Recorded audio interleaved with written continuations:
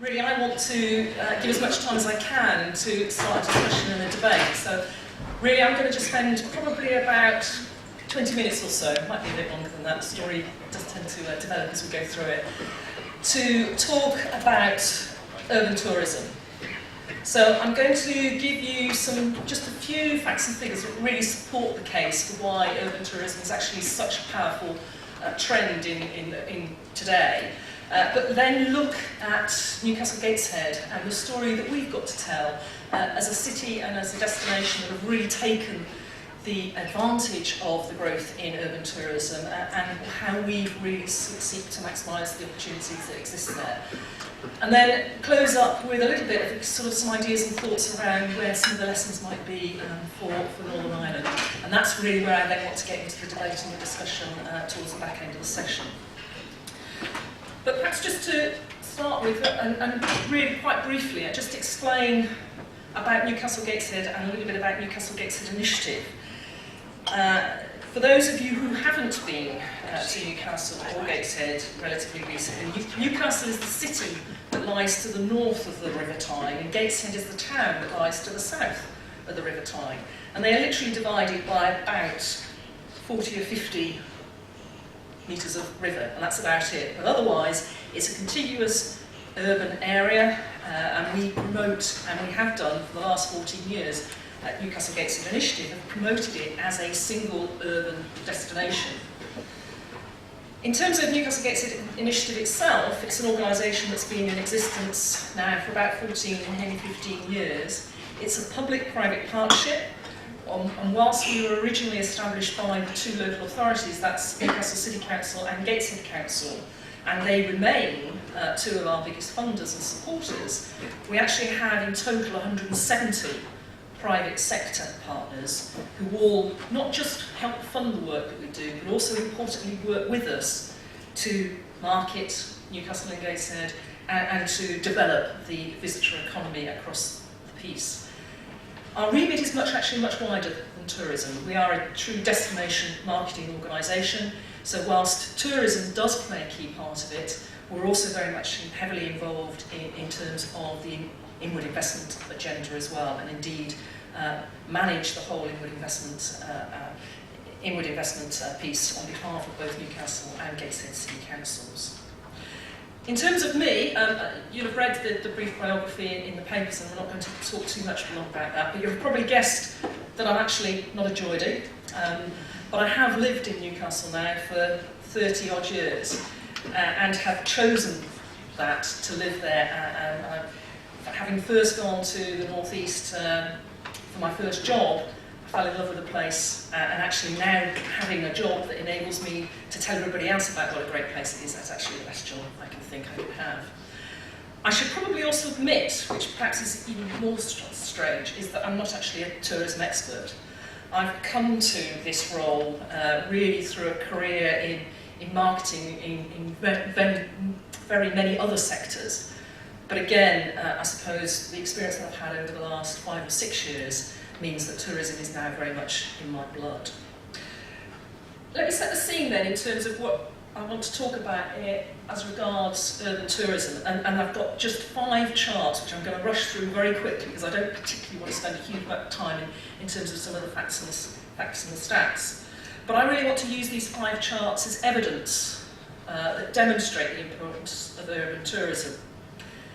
And what I think you're seeing here is the growth in city-based tourism really is a major trend in what I'm calling the domestic tourism market, but this is something that you can see worldwide as well.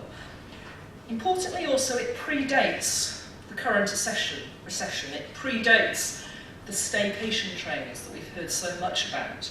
And because of that, we're confident this is something that's actually going to survive, shall we say, the ongoing, what we're hoping to see obviously is the rebirth of the economy across in the UK. What I should also say though is I think that it's not just about the attraction of urban-based tourism, it also reflects this obviously important shift away from families taking the traditional 2 weeks at the seaside. And again, what we've been seeing in terms of trends over the last really decade or two is the trend to actually take a large number of smaller sized breaks during the whole of the year. And it's because of that, so much so, that in fact it's the short break market that really is the only sector, you could argue, that has shown growth in real terms over the past decade, should we say, or certainly since 2007. The other thing I just want to make quite clear is that despite all that we hear, certainly the discussion that's going on in England at the moment, which is about the dominance of London and how, in fact, there's a completely separate economy in London, it's this growth in urban-based tourism that actually is not just about London, it is across the rest of the country here. And what I've classified there as other English cities are actually the core 8 or 9 other key English cities for whom urban tourism is a major part of the economy. And then the final chart that I just want to show you is that this isn't actually just as about a UK trend, this is also an international trend. It's something that is being seen across Europe, where urban tourism likewise is absolutely critical to this, and again it's not just about the capital cities. And unless you want to perhaps raise any points towards the end of the meeting about actually you don't necessarily agree with the growth of the urban tourism market, that's all I really want to say about it. As I say, I think it's enough to accept that this is a major and important trend. I think more interested in where I want to have the debate and the discussion is actually what do we do about it, how do we capture that, and how can we all benefit from that. And that's really where I want to talk, perhaps in some more detail, about NewcastleGateshead and what the case study that we have got and the way that we've shown how we can benefit from that growth, that trend, that move towards city-based short break holidays. How many people have been to NewcastleGateshead recently, just so that I understand the audience I'm talking to? Right, a few. Of course I'm going to now persuade everybody to come and visit as soon as you possibly can, but it really is a vibrant urban area. It has critical mass, it really does have the critical mass that's needed to act as a major tourist attraction. But I think that the story that I want to tell is really of a place that's reinvented itself many times. It's had a long history. Hadrian's Wall runs through Newcastle itself, runs right through, and so of course we were welcoming the Romans, 2,000 years ago. But it was actually the Normans who 900 years ago gave us the castle, obviously, that Newcastle is named after. And I think the point of showing this is that actually history and heritage is clearly an important part, an underlying part of our tourism offer, but I'll come on to talk a little bit more about where that then fits in. Perhaps even more relevant to the story I want to tell, though, is the fact that 100 years ago, clearly what the area was best known for was as an economic powerhouse. The railways, coal mines, shipbuilding, that was what the place was about. That was what was drawing people to go and clearly live there, work there, invest there. But it's with the decline of those staple industries, those core industries, that we saw obviously during most of the 20th century, that actually meant that the place ended up not being, well, it wasn't attractive to industrialists, never mind to tourists. Now, I moved to Newcastle in 1981, and at that point I can remember talking to lots of people around the place, saying where I was going, exciting job I'd got, wasn't it going to be fantastic? And they say, where are you going? I'd say Newcastle. I said, what on earth are you doing, going to that smoky hole in the north? And I was thinking, well, yeah, okay, it's got some areas that are not that great, but actually, overall, it was a really friendly, vibrant, exciting place. So even back in the early 80s, which was really at the time of most and greatest economic decline, there was something about this place that I think was attractive. But I'll be honest, it wasn't attracting many tourists. We didn't have the attractions, we didn't have the hotels, we didn't have the restaurants, etc. And also from a population as a whole, we had the lowest attendance in terms of residents attending arts and culture events. We had the lowest percentage attendance at that time in the UK. But if I then switch forward and come forward to 5, 6, 7, 8 years ago, there's then suddenly been this enormous transformation. You know, so much so that Newsweek actually identified NewcastleGateshead as one of the 10 most exciting, vibrant cultural places in the world that people should experience. And it's those developments over that sort of the past decade or the past 10 to 15 years that really has meant that NewcastleGateshead has been transformed into an inspiring urban destination. So much so that the visitor economy is now the 4th largest sector of the local economy, and despite everything that's happened, you know, since 2008, 2010, the visitor economy has continued to grow and has continued to be a spur to the ongoing development of the wider economy as well. So, very briefly, what's changed? Well, I think what we saw was a whole series of very brave decisions, and by brave decisions by the local authorities and by their partners, be that in the universities, be that in the private sector, a whole series of brave decisions to actually use investment in art, investment in culture, to use that as the reason for a wider economic regeneration.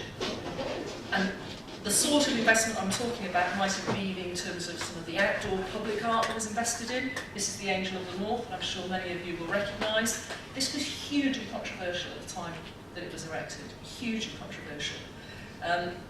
But it has now become one of our most loved icons by local residents, and certainly one of the most recognised icons, not just around the country but around the world.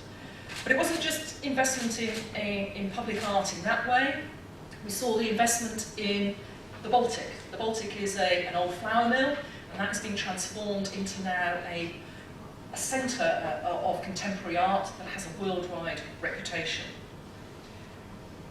The investment was also around the quayside.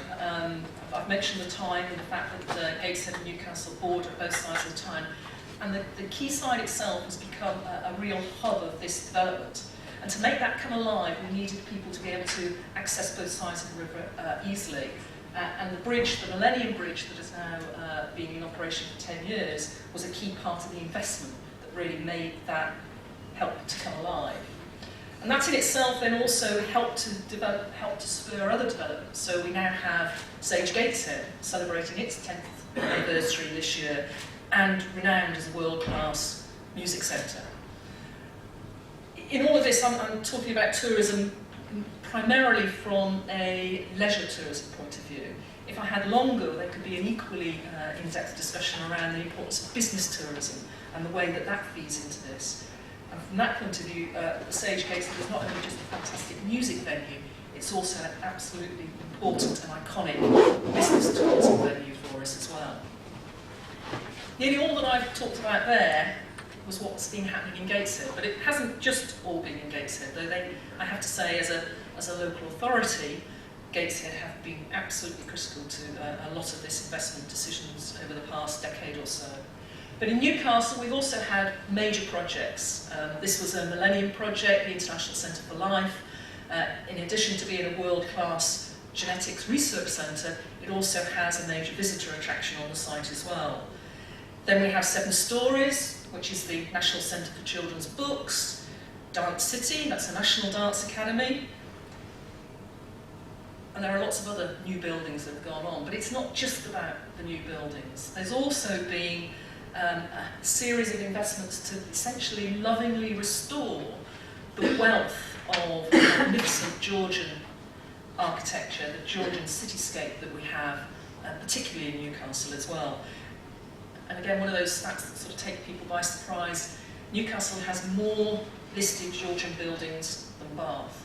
And again, that doesn't particularly fit with most people's image of the smoky hole in the north.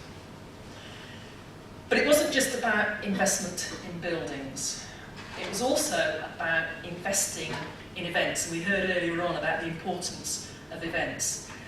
And what our whole thing was about creating iconic events in iconic locations and iconic buildings. Tall Ships was a classic example of that. We were able to showcase all the things that had happened around the quayside in particular to almost 1 million visitors at the time when the tall ships were there. This is perhaps a slightly different innovation, or invasion, shall I say, of a different sort of crowd. But this was about putting the destination on the map. This is Spencer Tunick, who is a renowned North American photographer, and he chose to come and take a whole series of shots. These are nearly all local people who decided to brave all one chilly, well actually it wasn't that chilly, but one autumn morning. And that's what I mean about it being iconic events and iconic locations. We had so much coverage and media attention as a result of this one-day event. Yes, we also spent a lot of time in the Baltic Gallery where all the photographs were afterwards, spotting the people that we knew.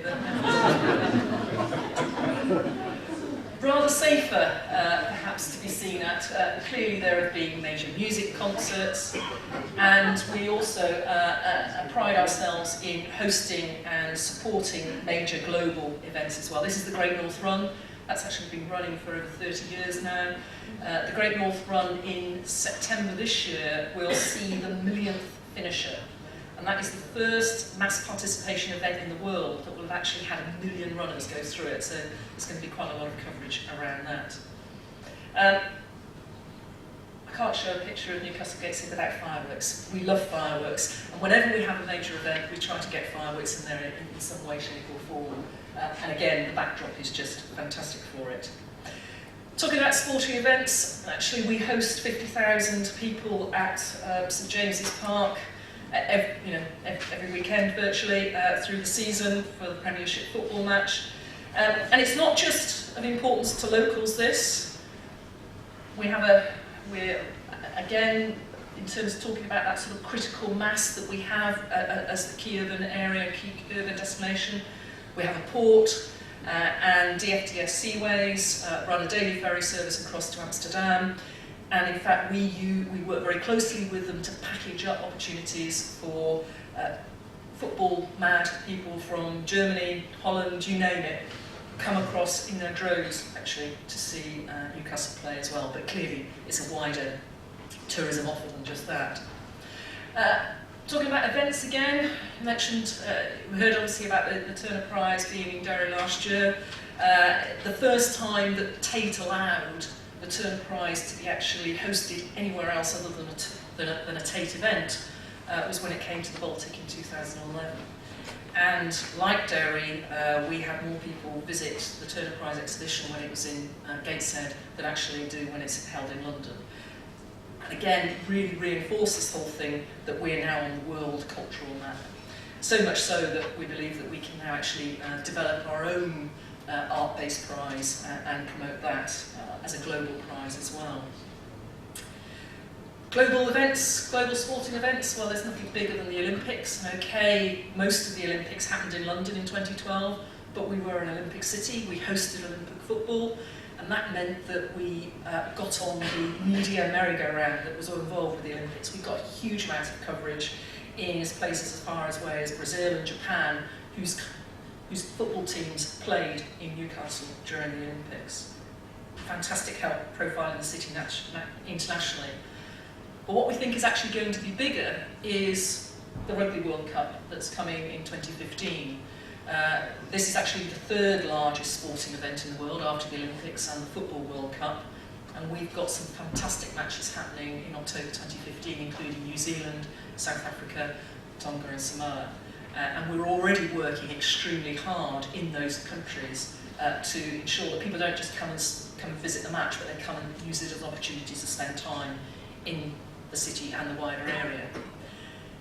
And this is where the point of critical mass comes into play, because actually one of the key reasons we were able to bid for and actually be successful in securing those matches is because we have a daily flight into Newcastle Airport from Emirates. So in fact, people coming in from South Africa, people coming in from Australia can get to us very easily. So that whole infrastructure coming together is really starting to pay dividends. There are lots of other reasons why people want to spend time in NewcastleGateshead though. Lots of people, why visitors choose to visit. And shopping, you know, we can be very prissy about it, but actually shopping is one of the main reasons why people travel and spend time away, and clearly why they spend a lot of money while they're there. And again, we're blessed by the fact that we have two of Europe's largest indoor shopping centres. We have the Metro Centre in Gateshead and we have Elm Square in Newcastle. This, though, is actually an entirely separate development. That's £150 million worth that has been invested in Gateshead City Centre to again refresh and revitalise their retail offer as well. And that's literally just finished, just completed within the last 6 months. Likewise, the food and drink offer is absolutely critical, and we are continuing to invest in the food and drink offer. Us as an organisation have just acquired something called Taste Club, which helps develop and support local food and drink producers and restaurateurs. And indeed, the restaurant offer in Newcastle and Gateshead is getting stronger and stronger and stronger. Literally within the last few months, we've had national chains opening like Carluccio's, like Jamie Oliver, Jamie's Italian is just opening this week. And indeed, one of our own locally homegrown Michelin star restaurateurs has just opened a new restaurant down on the quayside. Again, thinking about what makes it such a vibrant and important place for visitors, the ability, we're a very compact place. The ability to be able to get around easily, though, is also critical. We have benefited again from the fact that 30 years ago there was a major investment in a light rail transit event called the Metro System, and we've just had another major investment in that over the last 3 years. I don't know if anybody's recently visited Newcastle Station, but if you were, you'll be entering a building site, because again there's another £100 million being actually spent in recreating the glory that is the Victorian station here in Newcastle. And again, it's not a particularly attractive shot, but actually from an inward investment point of view and from a development point of view, clearly seeing cranes on the skyline is great news. This is another new hotel that's being built. We've had 7 new hotels open within the last 3 years. That's a 25% increase in bed space. And this site will become the Crown Plaza by summer 2015. I said there wouldn't be any more stats and facts, but I just want to show you one more. And that's the fact that despite that 25% increase in bed spaces over the last 3 years, hotel occupancy actually continues to increase. And indeed, at weekends, we are regularly hitting 85–90% hotel occupancy across the city. So that's the story. But why is that so important? And why is it that I believe that urban tourism is absolutely critical to the wider economic development of any particular place or destination? Well, clearly from one point of view, just the very nature and size of the visitor economy is absolutely critical, just in terms of the amount of money it's putting into the economy, the number of jobs that it is creating and securing. And also, as somebody who lives in Newcastle, I'm benefiting from all of this as well, because it's only because of the level of investment that is going into not just the hotels, but the theatres, the restaurants, the shops, the infrastructure, in part because it's supported by obviously that growth of the visitor economy, that means that actually as residents we all get to benefit from that as well.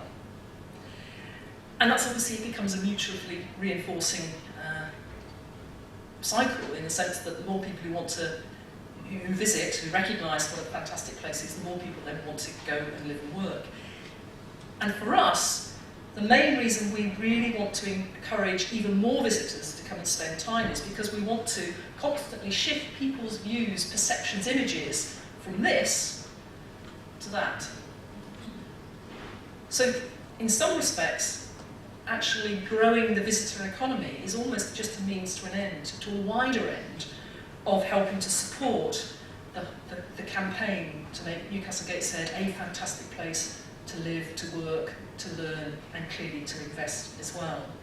I mentioned business tourism earlier on, and if I had more time, I'd go into this in more detail.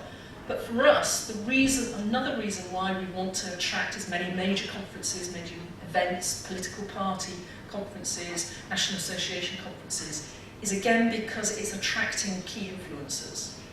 People who are operating in some of the key sectors that we're seeking to attract inward investors in, be it digital and creative, be it science and health, be it marine and offshore. And getting them to attend conferences in Newcastle and Gateshead further encourages them to want to invest there. So that's all been happening over the last 10 to 15 years. So, and as an organisation, Newcastle Gateshead Initiative clearly hasn't been the one doing all of that. We haven't been the ones investing in all of that.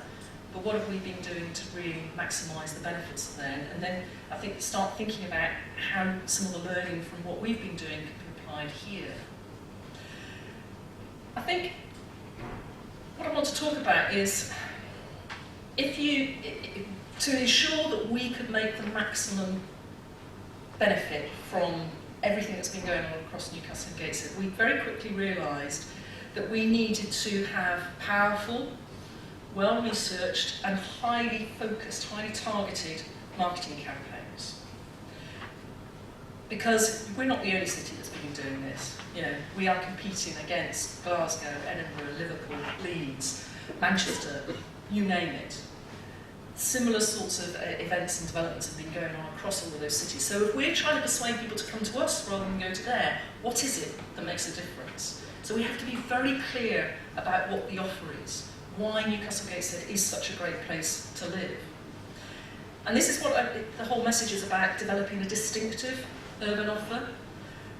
Sometimes people say, well, if you had more money, you'd run all sorts of different campaigns, appealing to different target audiences. You know, you might want to appeal to families, to empty nesters, to all the rest. And we say, yes, but for us, what we've been absolutely completely committed to over the last 5 years is identifying the most attractive target sector for us that is going to be really influenced by the strength of the cultural offer, by the personality of the place, the whole sort of sense of the jolly welcome. And for that reason, our target sector, where we think we can get the best economic return from focusing our attention entirely, is what is not particularly well called, but it's called the nesting cosmo. They're young professionals, they're in their 20s and 30s, they're well educated, they're articulate, they travel as couples or as in groups of friends, they enjoy city life, they enjoy culture and they enjoy socialising. And importantly, throughout the last decade, it is this group that has continued to have high levels of disposable income and willing to spend that disposable income as well. And as a result of that, when they come to stay, they stay in quality hotels, they can spend money in restaurants, they go to shows, they attend museums, they make the most of their 2 or 3 days that they have in a destination. And so as a result, it's our marketing campaigns that are absolutely targeted against this group. Now that's not always popular, because people who have family-friendly attractions or who are looking to the silver surfers or whatever, they say, what are you doing to help me?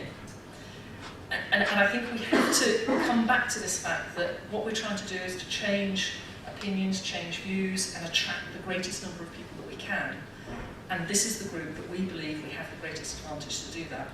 In different cities, it's different. Down the road in Durham City, completely different approach, different target market, different set of campaigns.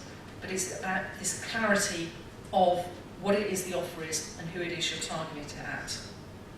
Now clearly, yes, we use events, festivals and all the rest of it, given reasons why, specific time to travel.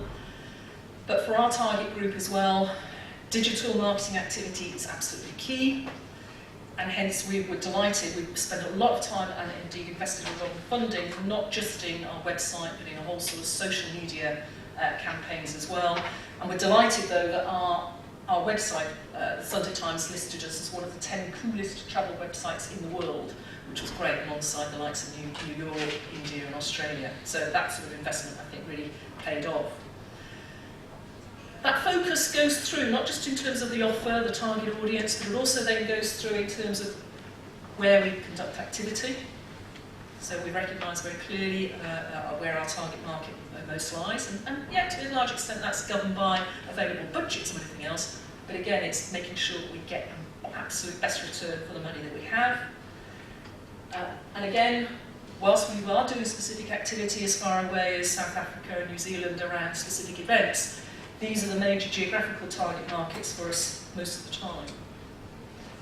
And that's what I'm saying. Urban tourism, highly competitive, really does need to be focused.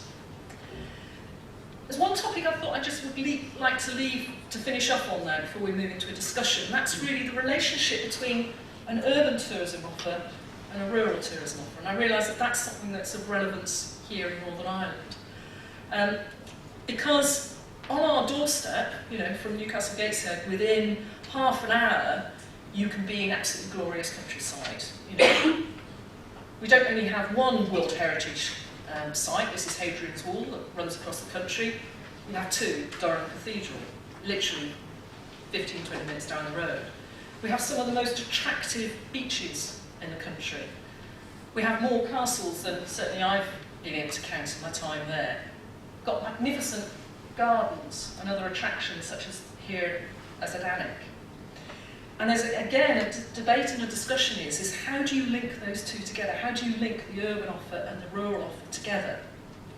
Now, 5 years ago, there was a campaign, the Passionate People, Passionate Places campaign. I don't know how many people are aware of it.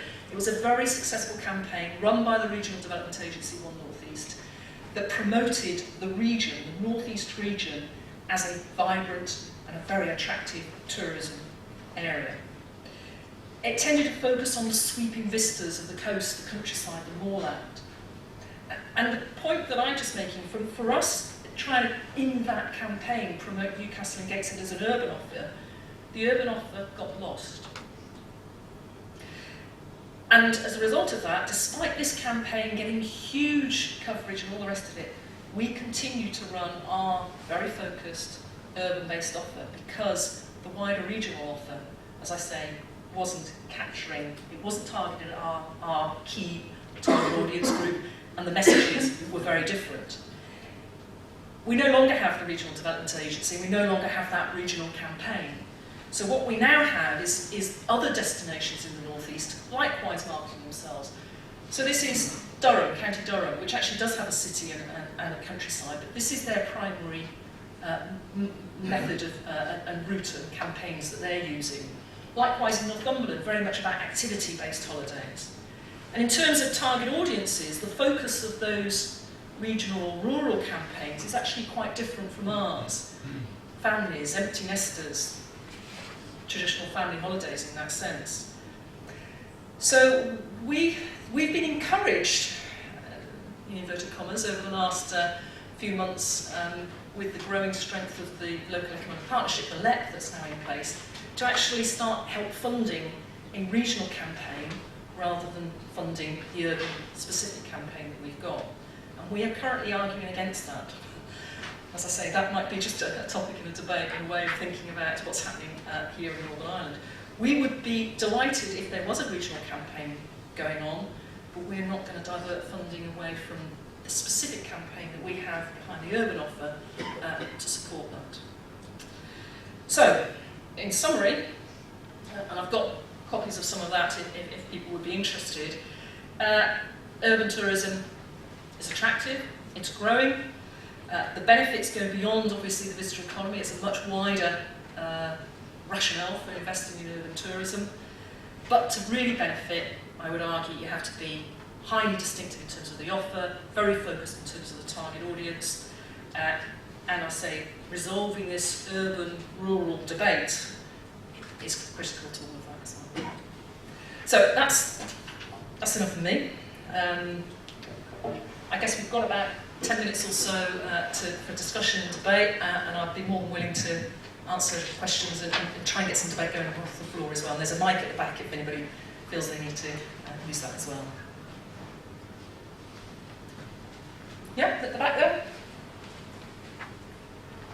Hi, I have quite an interesting question, and it's a big one for Northern Ireland too, and Belfast, I suppose, specifically. I associate Newcastle-Gateshead with the hen party, stag party location, and that move in terms of branding, which associates it then potentially down the line with Amsterdam and where Prague went to. Hen parties and stag parties love to come to Belfast too, and it is a big expenditure for certain sectors. You touched on the fact that sometimes it's not popular, and do hen parties and stag parties of certain makeups actually add to the culture and the target list, or how do you I always know I don't have to mention hen and stag parties because somebody will when I go through the debate, the discussion. And Geordie Shore is also something that tends to come up time. Hen and stag parties are a big part of the visitor economy. They are not, though, our campaign is not about hen and stags at all. It's a different profile. They tend to stay in budget end hotels. They actually don't tend to spend that much, interestingly enough. I mean, they're a big proportion of the market because there are lots of them, but it's not a market or a sector that we encourage or we pursue. Where we're trying to be quite subtle about this is that we have a great nighttime economy. We have some fantastic bars, restaurants, nightclubs, but it's also fantastic theatres and other cultural pursuits, shall we say. And there's quite a defining line between those two. But our campaigns are much more about couples and small groups of friends travelling to have it. It's what you talked about before, about experiences. And that's the focus of our campaign. We do not actively promote hen and stags at all. And if anybody wants to know about Geordie Shore, we went out of our way not to be set up. Does everybody know what I'm talking about when I say Geordie Shore? It was about showing the worst side, the worst excesses of the drinking culture across Newcastle and Gateshead. And it was one of those supposed reality shows that was shown. The only good thing about it, as I can say, is I got more national airtime having to respond to the question about what does Geordie Shore mean for you than anything else I've ever done. And so I looked upon it as an opportunity, because I could immediately switch it to saying, yes, but everything else that's great about this. So it's fading away now, and I don't think it will have had a lasting effect. Other thoughts? Hi, Sarah. Siobhan Weir from Skills Active. We represent employers from the active leisure, outdoor yes. and outdoor venture. And I just wondered, within your campaign, is that an area that you are promoting? The whole, outdoor physical activity, outdoor venture. That end of your campaign, is there any element? Given the urban nature of the campaigns that we're running, not directly, though it's interesting. We've got a triathlon coming up in Newcastle, so people who want to cycle the streets, obviously, to run the streets, but also to swim up the Tyne. And in fact, there's a huge number of entries for that. So there are some specific opportunities to get involved with that. Cycling holidays that start from Newcastle, we work very closely with something called Saddle Skedaddle and the Cycle Hub, and they're based in the heart of Newcastle Gateshead as well, and operate through there. The Great North Run is clearly a classic example of that. But the vast majority of what you're talking about, which is the activities-based type holiday, is more a focus of the work that Northumberland Tourism is doing around their campaigns and their activities. It doesn't mean that we don't work with them, and indeed many of our partners are based in that wider rural region, but it's not a classic part. The one exception to that is that we've Sage Gateshead, that lovely dome building, the music centre. You can now have weekend experiences where you walk the roof, and that's been very interesting and hugely taken up. We're trying to get the bridge walk going as well, like they do in Sydney, and that would be good too. Well, I can shout it close enough. I will talk loud enough for everybody. Thanks very much for the presentation. Really interesting. You talked about a very focused marketing on a particular segment, and just be able to tell us a little bit more about that and why you went down that approach, and what the challenges are for it. Because again, here in Northern Ireland, we've identified a number of target areas that we're going for. If you're going for sorry, things are falling behind us here. A very targeted. Yes, the nesting cosmos, as we call them. And just what your rationale was for such a targeted approach. Yeah. I said earlier on, if you really wanted to take maximum advantage of this, the danger of trying to be all things to all people means that you tend to end up falling between stores. You end up to be nothing in that sense. So we were very clearly identifying what it was that the offer was that we had in Newcastle and Gateshead, And we did a lot of research, both qualitative and quantitative, amongst potential different target audiences. So from a quantitative point of view, we started to segment the market. And 3 of the key areas that came out were like the empty nesters, potential for family-based holidays, and then what we came to, which was the sort of the young professionals, the empty nesters, the singletons and the couples that are travelling. And we looked at what they spent, where they went, how many times they went away, and what they did when they were away. And it was the empty nesters that we came back to time and time again. It doesn't mean that we don't get lots of families. It doesn't mean that we don't get lots of older couples coming and spending time there. And we have fantastic things for them to do. It's just if you've got, as we all have, relatively limited budgets, you have to be absolutely clear on what you're going to spend that money on.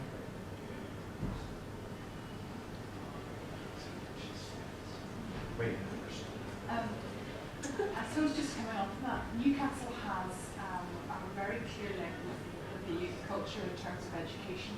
They're very big education providers. I haven't even talked about the student side of the city. I suppose I'm from Queen's University in Belfast, Yes. and I suppose what I'm really trying to understand is the importance that the education and that market plays in terms of tourism and the focus on the group that you've gone for. Yeah, as I say, with another 3 hours we could have tackled the other areas, but the learn agenda, the student city agenda, is critical to what we do as well. In term time, 1 in 5 of the population in Newcastle is a student. It has a huge impact on the nature of the city itself, but the ability to be able to attract not just students but their parents to come and spend time and to choose to be a student and to choose to visit Newcastle has been absolutely critical to what's happened over the past 5 to 10 years. And that is increasingly important on an international front as well. The number of students that we now have both at Newcastle and Northumbria universities, from China, from the Far East in general, is just growing and growing and growing. And so this has become a huge part of it as well. So trying to work out why that Nest and Cosmos sector again is quite important. It fits in with that, because a lot of these people who've been students in Newcastle go away and come back again, or they're telling their friends to come back again.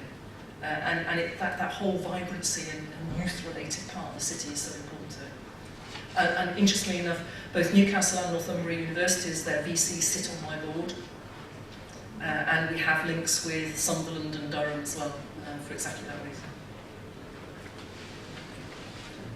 My question was, you stole my next question.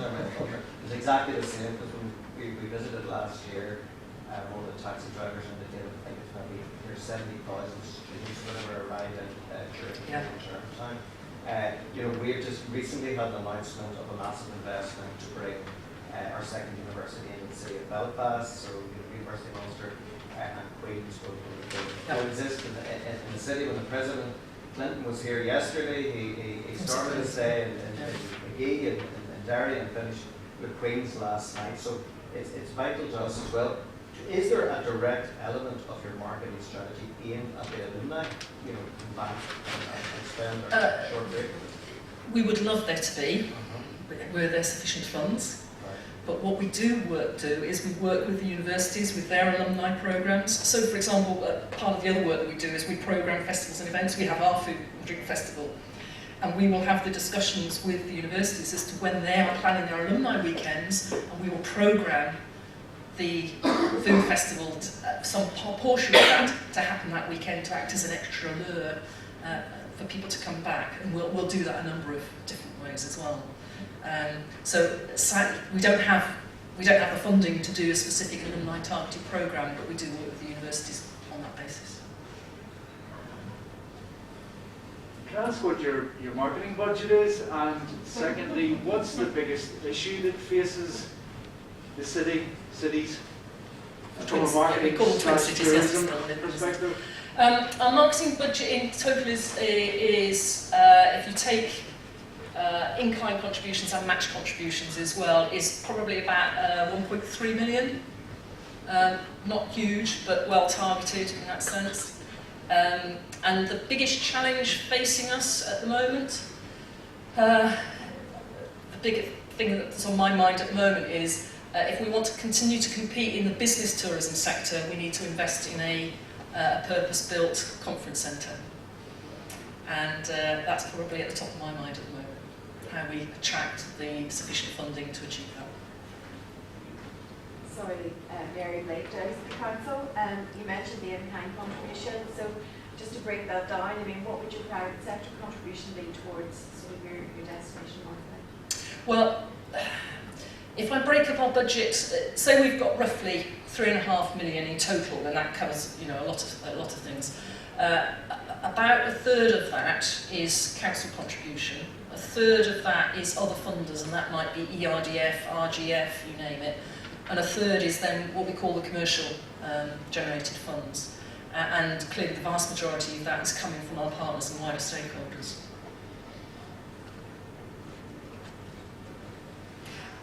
Does any of this, what I was saying, ring true about you know, the rural and urban offer, and obviously Belfast and Derry, and how you promote that as a whole? And I think we're very much part of the Northern Tourism Alliance, which was seeking to promote the North East as a whole. But there is always that ongoing tension between what do you lead with, what's the primary, what's secondary, and how do you focus your activity? I mean, is that something that is relevant and apparent here as well? Can I ask, have you got a tug between yourself and Durham? A tug, push and pull between Durham and yourself? Is there any? You spoke at the very outset about the critical mass and how important your connectivity was, and your airports and access, and that. I'm from Londonderry Chamber. Yeah. Probably that's why I'm really interested in that push and pull there. Can you explain any? You work together? We do. We work together in lots of different ways. But we don't have combined marketing activity because it is such a different offer, targeted at such different groups. But clearly, if we've got a particular event that we think would appeal to their target market, and the food festival might be something like that, then they would help promote that to their target market. And likewise, when they had Lumiere, we promoted that event to our target audience. So it's where the offer is wide enough to appeal to the differing target audiences, then we do jointly, you know, cross-fertilise the ideas. Sarah, over from Visit Derry. What is your relationship with Visit England and Visit Britain? Like you get funding report from any of those statutory agencies? I sit on the board of Visit England, so I suppose that's one area. We have benefited from funding that Visit England secured from DCMS as part of the Regional Growth Fund work. So actually our marketing campaigns have benefited from that over the last 2 years, and will do again this year. We also work closely with Visit England and indeed Visit Britain in terms of their overseas offices, and so work with them to get opportunities to talk to agencies or whatever overseas. We don't get any direct funding from Visit Britain, but we do from Visit England. And indeed we work with the Arts Council as well, obviously, in terms of helping to support festivals, events, programmes as well. I think, are we getting towards the end now? Do we need to split up? Good. Well, thank you very much indeed.